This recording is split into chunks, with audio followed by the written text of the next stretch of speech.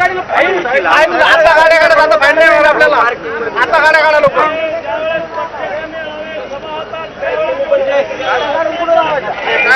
त्यावेळी दादा 1 दिवसासाठी पिटिशन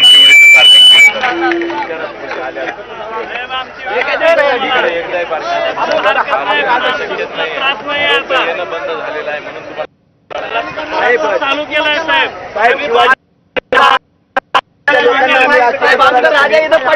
ठीक आहे. ते दादा सांगतायत ना, त्यांना माहित आहे ना काय बोलायचं. आपण कशाला ठरवतो? प्रत्येकाने ठरवायचं.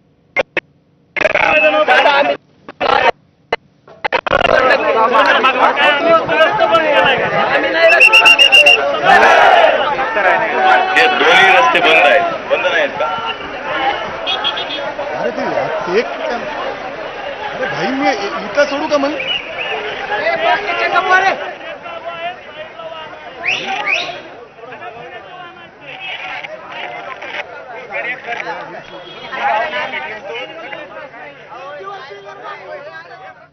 तर अवघी 10 मिनिटं आता शिल्लक आहेत आणि 3 वाजता पुन्हा एकदा ही सुनावणी सुरू होईल. आपल्याला कळेल या सुनावणीमधून नेमकं काय समोर येतं. मात्र आतापर्यंत नेमकं काय झालं ती दृश्य आपण बघूयात.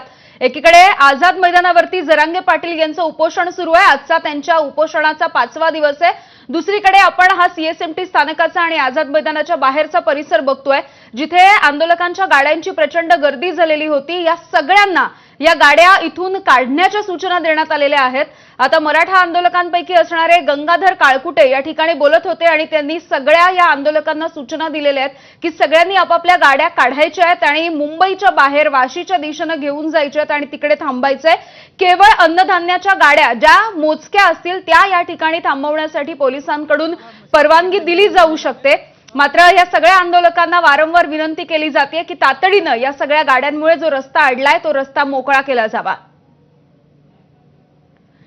दुसरीकडे आता आझाद मैदानावरती 5000 आंदोलकांची परवानगी देण्यात आली, परंतु एकही गाडी इथे बाजूला परिसरामध्ये ठेवू नका.